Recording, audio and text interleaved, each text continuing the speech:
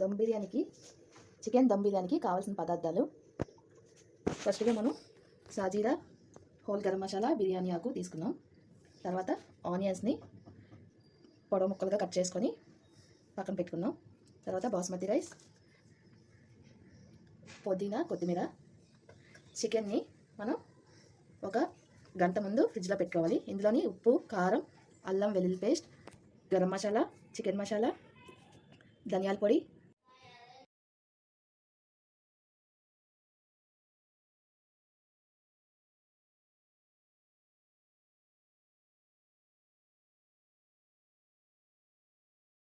మనం రైస్ని ఇందులో చికెన్లో వేసుకుందాం.